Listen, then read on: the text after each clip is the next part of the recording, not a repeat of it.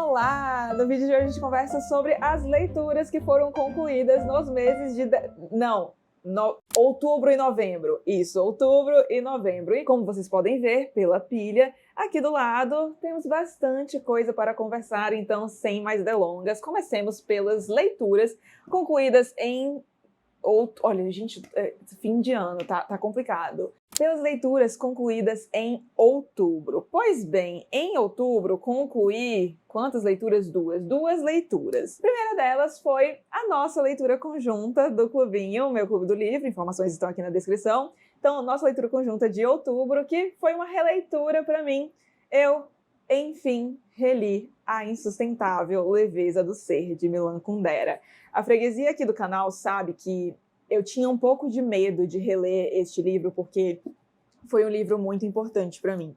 Eu li numa fase muito marcante, uma fase um pouco sofrida também, estava passando por umas coisas não muito legais, e eu lembro que foi uma fase em que eu estava questionando algumas coisas, e eu encontrei algumas respostas pelas quais, aliás, olhando em retrospecto, assim, eu nem sabia que eu estava procurando, mas acabaram aparecendo aqui, sabe? Nossa, um negócio meio misterioso, né? Mas não gostaria de expor muito essa experiência, mas fato é, eu tinha 18 anos, então eu ficava com medo de revisitar essa leitura 10 anos depois, agora com 28 anos, porque era isso, assim, era uma leitura para a qual eu olhava com muito carinho. E tem livros que, certeza, que você aí que lê há muito tempo pensa, putz, será que aquele livro que eu li lá atrás, se eu relesse hoje, será que eu ia achar a mesma coisa? Será que não ia manchar as lembranças que eu tenho? Aquela bem dramática, né? Mas, enfim, era um livro que eu guardava com muito carinho e aí eu ficava com medo de reler. Mas eis que reli e devo dizer que sobreviveu à releitura. Eu realmente gostei muito deste livro e foi legal ver, assim, algumas coisas, reencontrar algumas passagens que foram tão marcantes para mim, ver outras das quais eu não lembrava, mas que me chamaram a atenção agora. Este livro me fez amaldiçoar a Paloma do passado, porque ela não escrevia nos livros. E eu queria muito ver o que a Paloma de 10 anos atrás teria a dizer sobre o livro, sabe? Anotar nas margens, etc. Enfim, não temos isso aqui. Mas a Paloma do futuro terá, porque eu fiz algumas anotações e com certeza vai ser um livro que eu vou reler. E o que temos aqui, afinal de contas? Bom, nós temos, primeiramente, o título mais lindo do mundo, A Insustentável Leveza do Ser. Sério, eu sou apaixonada por esse título, ainda mais, assim, dado que ele trata na obra. É sensacional, mas vamos lá.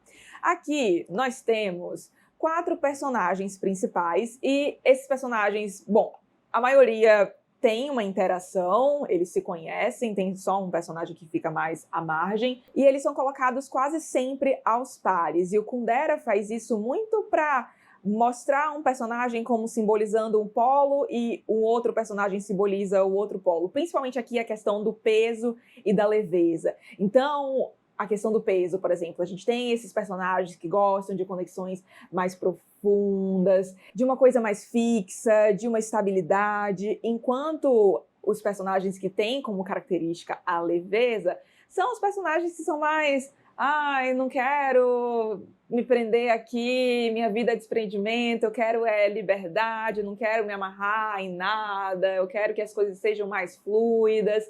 Só que aí o ponto do Kundera, em boa parte do livro, é o que é melhor, o peso ou a leveza? Porque a gente, ainda mais nos dias de hoje, a gente tende a pensar na leveza como algo a ser buscado a todo custo, né? Então, evitar o peso, isso aqui é sofrimento, eu vou me prender a isso de algum modo, eu tenho alguma obrigação aqui, não, eu vou fugir disso. Só que o Kundera acaba mostrando que o excesso de leveza acaba de forma, talvez até um pouco contraditória, levando a um peso. A gente vê isso virando um peso para um certo personagem aqui, não vou dar detalhes, mas, nossa, é incrível. E uma das coisas que mais me chamaram a atenção ao ler este livro pela segunda vez é como o Kundera aborda o fazer ficção. E ele vai muito tentando entender as motivações dos personagens.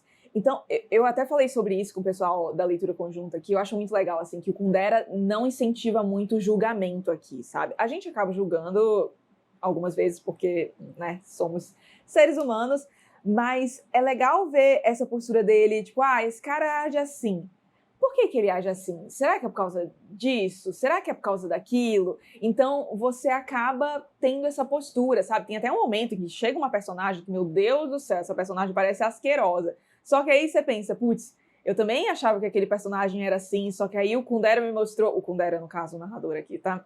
Me mostrou que era assim, ela tinha passado por isso, sei lá, mostra, eu acho que é o que a gente vê na realidade, né? Que muitas vezes a gente olha para uma pessoa e a gente tem uma impressão dela e julga as atitudes dela, de certo modo, e quando a gente conhece melhor, quando a gente tem mais acesso ao contexto, a gente consegue julgar de forma menos dura ou até mesmo nem julgar, sabe? É um livro que é propício a essas filosofadas, sabe? Se você gosta de um livro que tem mais um enredo bem bolado, sabe? Bem construidinho, início, meio e fim, talvez este não seja o livro para você, mas se você gosta dessas questões assim mais filosóficas, de pensar sobre o comportamento humano, etc., aí eu acho que vale a pena dar uma chance a este livro. Eu vou ler aqui o que a gente tem na quarta capa, que é um dos meus trechos favoritos do livro. Quanto mais pesado é o fardo, mais próxima da terra está a nossa vida e mais real e verdadeira ela é. Em compensação, a ausência total de fardo leva o ser humano a se tornar mais leve do que o ar, leva-o a voar, a se distanciar da terra, do ser terrestre, a se tornar semi-real, e leva seus movimentos a ser tão livres como insignificantes. O que escolher então? O peso ou a leveza? É maravilhoso. Além desta, eu gosto muito também quando ele fala sobre o amor ser o desejo do sono compartilhado. Eu acho isso tão bonito. Eu ia falar o contexto aqui em que está inserido, mas não, vão ler este livro se você acha que é para você, mais ou menos pelo que eu falei. Fica a dica, então. E outra coisa que foi legal também nesta releitura foi reparar um pouco mais no contexto, porque aqui a gente tem toda a questão da Primavera de Praga, sabe? E isso afeta bastante a vida dos personagens. E eu confesso que eu não me lembrava muito bem desse contexto, assim, de como isso era inserido aqui. Eu sabia que afetava a vida de alguns personagens, mas foi legal poder prestar mais atenção nisso agora, com mais bagagem, né, etc. Enfim, confesso que causou uma impressão mais forte na Paloma mais jovem, mas continua sendo um livro muito querido por aqui. 4,25 estrelas para A Insustentável Leveza do Ser. E vamos para a segunda leitura concluída em outubro, que foi Pequenas Coisas Como Estas, da Claire Keegan. Esta minha edição, deixa eu focar aqui para vocês, é uma edição gringa. Ai, gente, comprei em Amsterdã e li enquanto estava em Florença, em um dia à toa em Florença. Gente, olha, é para isso que eu trabalho, meu Deus. Sério, tem vlog desse dia, aliás, aqui no canal. Mostro como foi o dia. Eu fui ler este livro praticamente inteiro em uma das livrarias mais lindas que eu já vi na minha vida, num dia que eu comi uma das melhores comidas da minha vida. Foi tudo maravilhoso e eu fico muito feliz que tá tudo documentado num vlog aqui para eu poder assistir futuramente e lembrar dos dias em que a minha maior preocupação era: que lasanha eu vou comer hoje? Ai, que saudade! Mas voltemos então. Pequenas Coisas Como Estas. Gente, tá aqui um daqueles livros que prova que tamanho não é documento, porque é um livro bem curtinho, acho que tem tipo 110 páginas, exatamente, mas é daqueles livros que ficam com você por um tempo, até pelo fato de tratar de um tema tão pesado. Este livro é ambientado na Irlanda, dos anos 1980, e nós temos como protagonista um homem que vem de um ambiente bastante complicado, mas consegue subir um pouquinho na vida, e ele, através do seu trabalho, acaba entrando em contato com algo que existia na Irlanda e era acobertado pela igreja à época, que era um tipo de instituição que ficou conhecido como Lavanderia de Madalena. E eu falei no singular agora, mas infelizmente o correto seria no plural, porque eram várias lavanderias de Madalena, e nesses locais eram encontradas mulheres que estavam ali por terem sido de algum modo excluídas de suas comunidades, então meninas que acabaram engravidando sem estarem casadas, e isso, lembremos, né, ali em 1980, num ambiente muito religioso, era tido como algo terrível, ou mulheres que tinham que acabar por motivos de pobreza, cedendo à prostituição, etc. Enfim, essas mulheres acabavam indo parar nessas lavanderias e lá elas ficavam em condições terríveis. Isso é mostrado aqui. O nosso personagem principal tem contato com uma dessas meninas assim de forma mais intensa e é bem chocante de ver. E eu gostei muito de como a autora retratou tudo isso aqui. Eu falo mais sobre este livro no vlog, eu não fico só mostrando eu por Florença, não. Ao fim do vídeo, quando eu termino a leitura, tem basicamente uma mini resenha por lá, então se você tiver interesse, vale a pena dar uma olhada no vídeo que estará linkado aqui na descrição e em algum desses dois lugares aqui. Gente, eu já desisti de aprender qual que é, né? Já falei pra vocês. E eu gostei muito da escrita da Claire Keegan, muito mesmo. Vou procurar outras coisas dela pra ler. Eu queria especificamente ler a coletânea de contos que eu vi que ela tem. Mas para pequenas coisas como esta, então, 4 estrelas. Gostei bastante deste livrinho, vale a leitura. E a gente tem tradução aqui, o link vai estar na descrição para vocês. E vale lembrar também que tem um filme do Cillian Murphy, né? Um filme protagonizado pelo Cillian Murphy. Eu adoro o trabalho dele, aliás, foi um dos motivos que me levou a querer ler este livro, porque eu sabia que eu ia querer ler antes de assistir ao filme, e agora só falta arrumar um lugar para assistir ao filme, porque quando estava em cartaz em São Paulo, ficou em sessões bem limitadas e por um breve período de tempo, eu estava justamente viajando e lendo este livro, olhem só. Então, como eu disse, 4 estrelas para este livrinho. E agora vamos para as leituras de novembro. Novembro que foi recheado de leituras maravilhosas, começando por este aqui, Filho Nativo, de Richard Wright. Gente, sério, que livro. Eu até fiz uma resenha, fazia tempo que não tinha resenha aqui no canal, eu estava um pouco em crise com esse formato, confesso. Não sei porquê, talvez eu saiba. Enfim, o fato é que saiu uma resenha sobre este livro aqui, porque foi um livro que me tocou bastante, me impressionou muito. Eu comentei com vocês que eu comecei a ler no voo de volta de Amsterdã, que tinha tipo 11 horas. E aí teve um momento em que eu fiquei, eu queria tentar dar uma dormida. E aí eu peguei, comecei a ler este livro na intenção de dormir e eu simplesmente não consegui dormir. Eu fiquei devorando este livro, eu li acho que 65% dele, acho, no voo, assim, sem parar, porque ele tem esse ritmo de thriller no começo, sabe? E o que temos por aqui?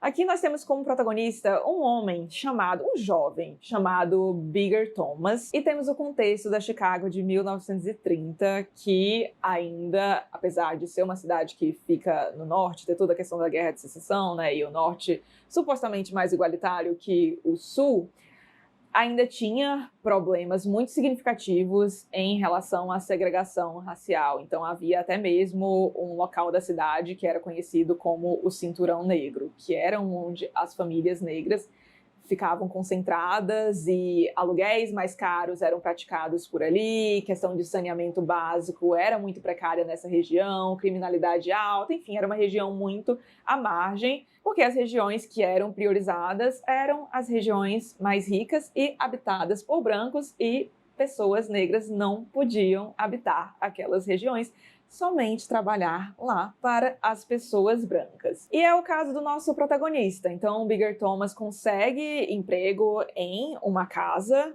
de uma família branca muito poderosa, só que no primeiro dia de trabalho ocorre um crime, e é no local de trabalho do Bigger Thomas, e isso aí acaba mudando radicalmente a vida dele. Como eu até falo lá na resenha, apesar de a resenha ter tipo 20 e poucos minutos, eu não chego a falar tanto assim do enredo, porque como a gente tem esse ritmo de thriller e tem uma parte muito determinante do enredo que acontece logo no início, não dá pra falar muita coisa, porque eu não quis falar dessa parte determinante, porque eu não sabia e eu achei muito legal ficar no clima de tensão, sabe? Tipo, meu Deus do céu, é isso aqui que vai acontecer? Será que vai ser assim mesmo? Sério, eu fiquei muito tensa, então queria que vocês tivessem essa tensão também.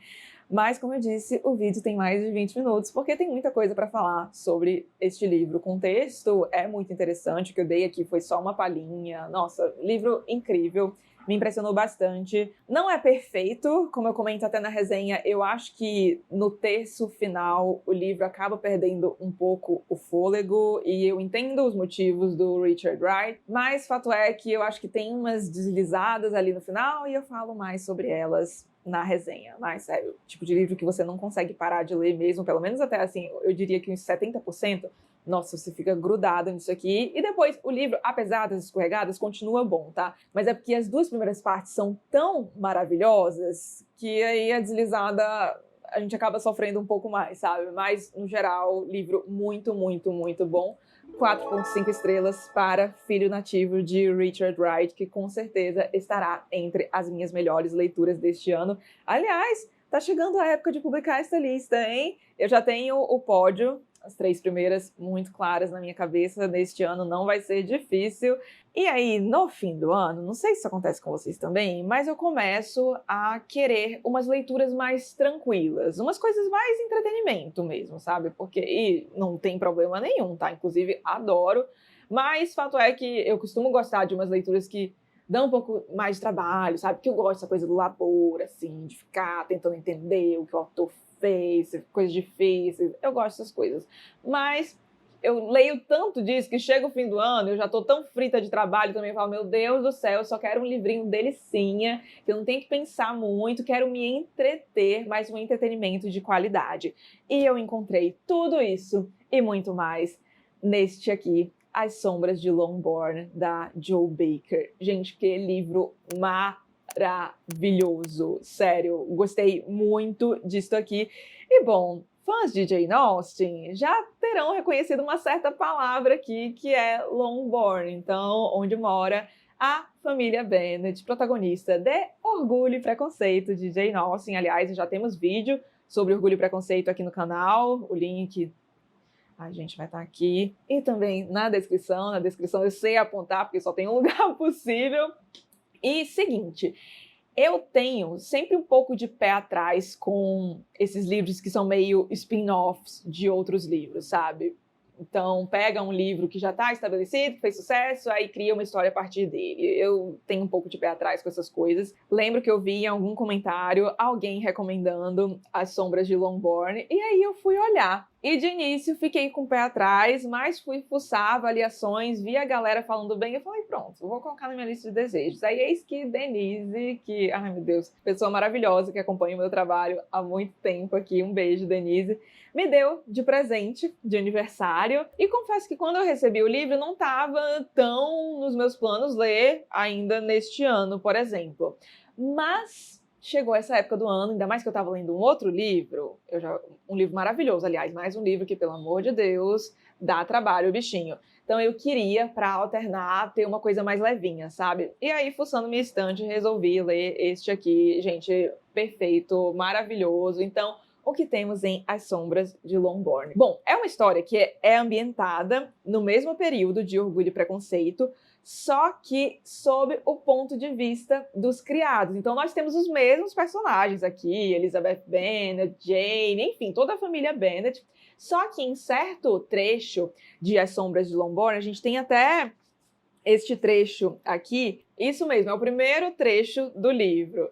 No capítulo 1, nós temos o seguinte: o mordomo, a senhora Hill e as 2 empregadas. Então, quando a criadagem é mencionada em Orgulho e Preconceito, e a criadagem que mantém o glamour dos Bennet ali girando, né? Diga-se de passagem, é este breve trecho aqui que nós temos. E o que a Jo Baker faz, então, é a partir deste trechinho, o mordomo, a senhora Hill e as 2 empregadas, é imaginar a vida dessas pessoas. Então, e ela faz todo este livro aqui em cima disso, e é incrível. Sério, gente, que livro delicioso.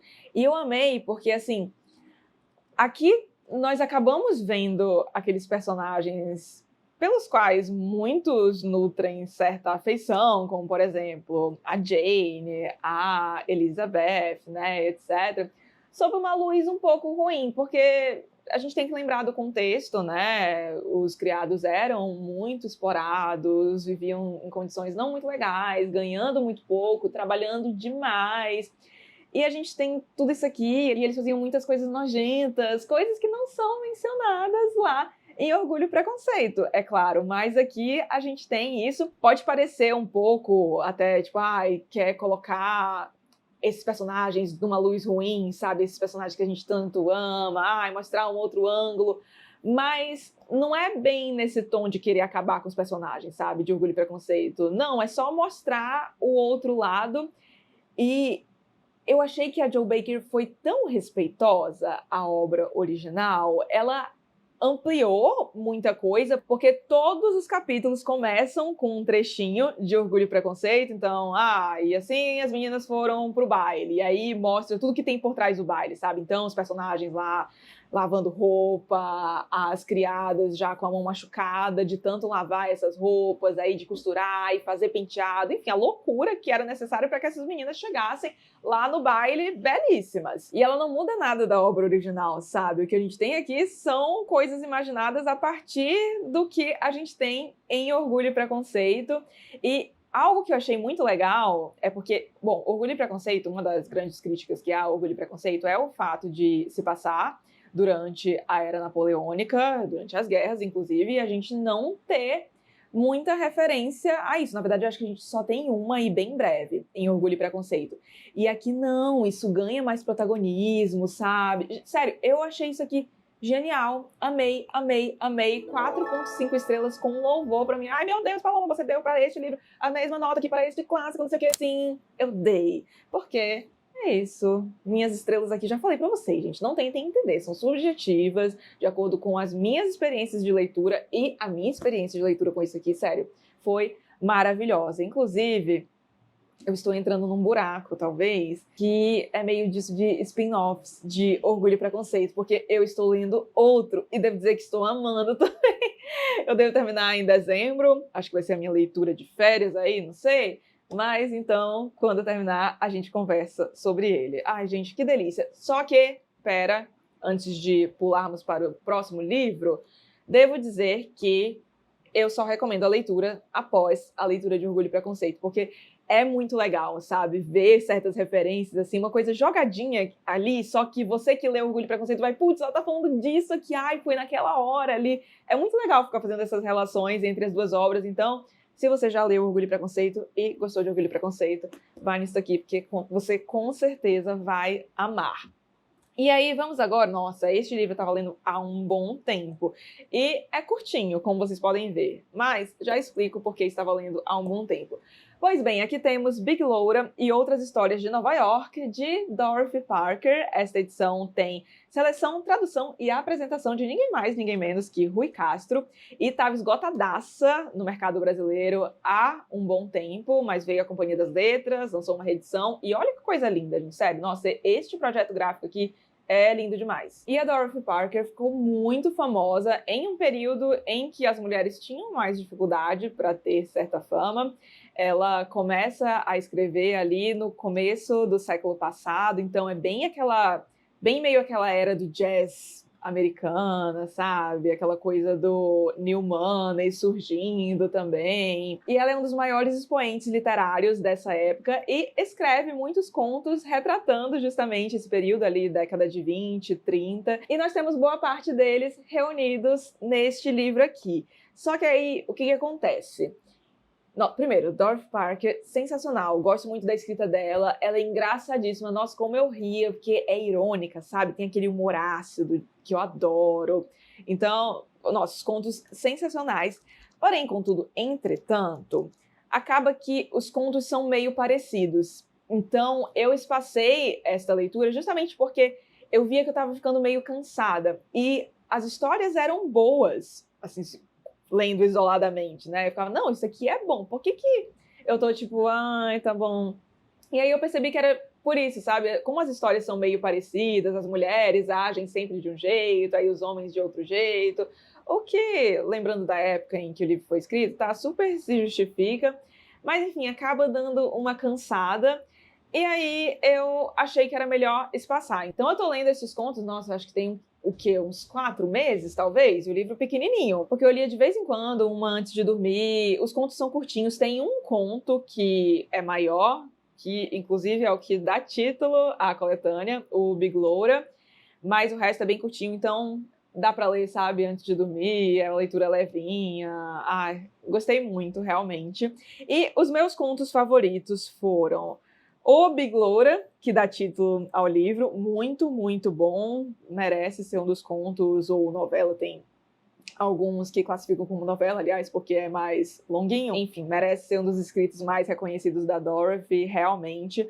Gostei muito também de Noite na Cama e de O Padrão de Vida. Esse Padrão de Vida, nossa, ri bastante. Até porque dá pra se identificar bastante, visto o cenário econômico completamente maluco que a gente vem enfrentando, alta de preços surreal depois da pandemia, né? Enfim, então me divertiu bastante e infelizmente deu para rolar uma identificação ali com as protagonistas. E acho que é um conto que acaba fugindo mais, sabe, de vários dos que a gente tem aqui, assim, de um padrãozinho muito bom. E para Big Loura e Outras Histórias de Nova York, 4 estrelas. E fica a dica, se você estiver ficando muito cansada assim, de ler um seguido do outro, tenta dar esse espaçamento, porque funcionou muito bem comigo e acredito que pode funcionar com você também.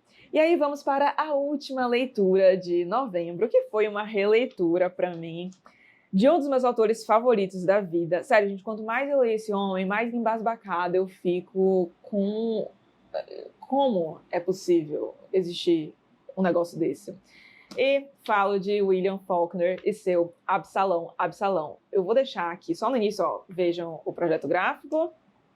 Mas, como vocês podem ver, tem um plástico aqui, uma sobrecapa de acetato que, devo dizer, me irrita deveras. Que fica esse negócio, sabe? Ai, meio que caindo aqui, balançando, enfim. Sempre tiro, só coloquei aqui para mostrar para vocês mesmo. Mas, pois bem, foi releitura para mim, então, Absalão, Absalão, e, olha, é impressionante. Eu já disse isso e repito, ler Faulkner é maravilhoso, mas reler Faulkner é melhor ainda, porque você consegue enxergar mais as engrenagens, sabe? Não é...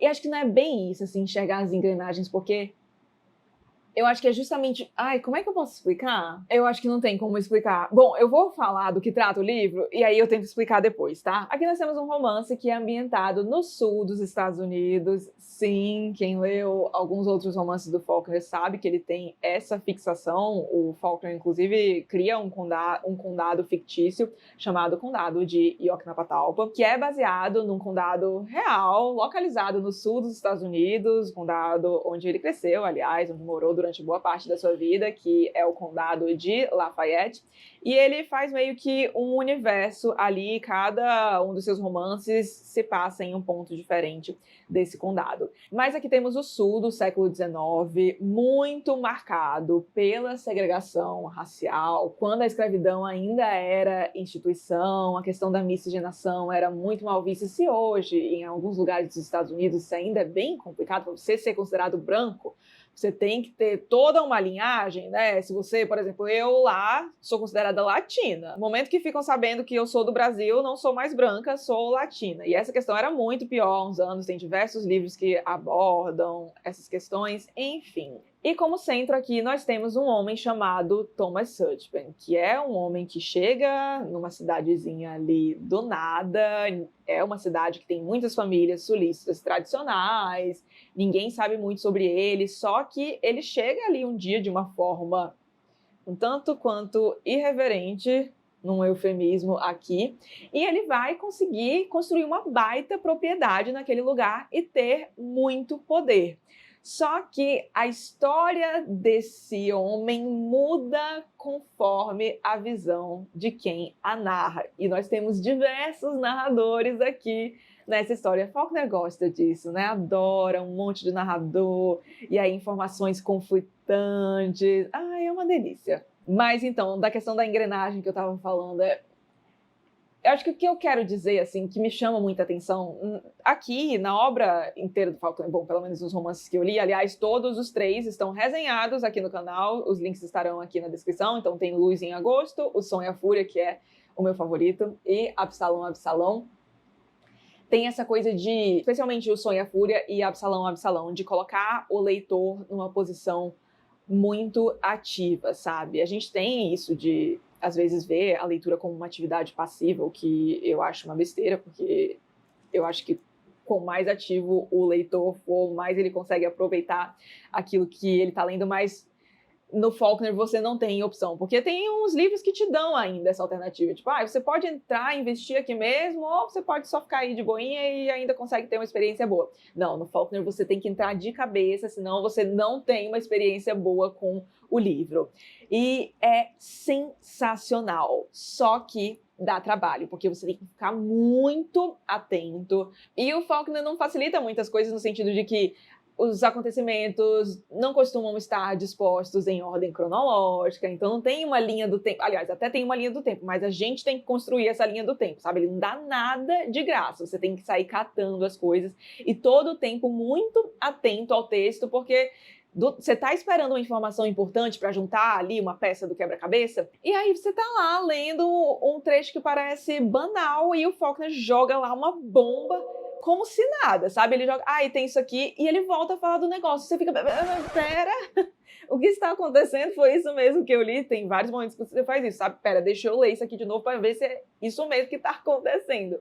E isso acaba mudando toda a sua perspectiva sobre os acontecidos, sabe? Gente, é incrível, incrível, incrível. Eu gosto muito, a freguesia do canal sabe, desses livros que mostram muito a construção de uma história, sabe? A construção de uma verdade, como isso muda conforme a narração, conforme o narrador, aliás. E este livro aqui escancara isto lindamente. Sensacional, não tem como, gente. 5 estrelas, coraçãozinho, tudo que há de bom para este homem, porque, sério, é incrível. Foi leitura conjunta, então, do Clubinho de Novembro. E, gente, eu acho que eu não vi ninguém falar mal deste livro. E, bom, Faulkner é definitivamente assim, é um autor que é muito admirado, cânone da literatura norte-americana, prêmio Nobel e tudo mais, mas não agrada a todos e, por mais que eu seja muito fã dele, dá para entender assim, que realmente não é um negócio para todo mundo. E aqui não tô dizendo, meu Deus, literatura muito elevada, não é nesse sentido, que não é todo mundo que gosta, sabe, de pegar um livro para ter muito trabalho, e é o que Faulkner oferece, mas, gente, vai por mim, vale a pena tentar, pelo menos tentar. Aí fazendo um merchan aqui, se você quiser tentar e ter uma espécie de guia, digamos, para você, será que é isso mesmo que está acontecendo? No meu Clube do Livro, que é o Clubinho, links estarão aqui na descrição, como eu disse, há um módulo, então, só sobre Absalão, Absalão, em que eu disseco todos os capítulos. Então eu falo, olha, aqui é isso que acontece, não sei o que, não sei o que lá, enfim, esclareço tudo. Modéstia à parte, o pessoal, principalmente nas leituras de Faulkner, falam que os vídeos ajudam bastante. Tem de O Som e a Fúria também. Só que, como é leitura conjunta de meses passados, você tem que assinar o plano Tolstói, que é o que dá acesso a todo o material do Clubinho, para conseguir acessar esses materiais. Então, fica a dica aí. Se você pretende ler Faulkner um dia, eu recomendaria... Bom, eu acho que antes de assinar o meu Clube do Livro, na verdade, olha ela destruindo o próprio rolê, eu acho que você tem que arrumar alguém, se der, assim, um amigo pra ler, sabe? Porque é muito legal essa coisa da conversa, sabe? Mas se não der, você pode ter a minha companhia. E se tiver amigo, pode ter a minha companhia também. Então, fica a dica, tá? Faulkner no meu coração só perde para Tolstói. É este o nível do poder deste homem. Então, incrível, e foi maravilhoso reler este livro em companhia da galera do Clubinho. Ainda falta Luz em Agosto pra gente reler, hein, galera? E bora aí, Companhia das Letras, pelo amor de Deus, lançar um Sartorizinho, né? Nossa, eu sou louca pra ler este livro. E achei que seria o próximo a ser lançado, mas foi, na verdade, Palmeiras Selvagens, que é o livro do Faulkner que eu menos tenho vontade de ler. Mas seguimos. E vocês, o que vocês leram nesses últimos meses? O que vocês andam lendo por aí? Já leram alguma dessas coisas? Ficaram curiosos? Gostariam de ver resenha para algum desses livros? Bom, aqui no caso temos só 2 opções, né? Porque as outras... Aliás, 3 tem Sustentável Vida do C, né? Enfim, se vocês quiserem ver alguma resenha, deixem aí nos comentários. Quem sabe ela não volta com alguma resenha aí no canal, né? Em 2025 eu pretendo fazer mais algumas resenhas. Acho que o meu bode de resenha tá passando um pouco. Veremos. Se você gostou do vídeo, não esqueça de deixar um like e de se inscrever aqui no canal, caso não seja inscrito ainda. Um grande beijo e até os próximos vídeos. Tchau!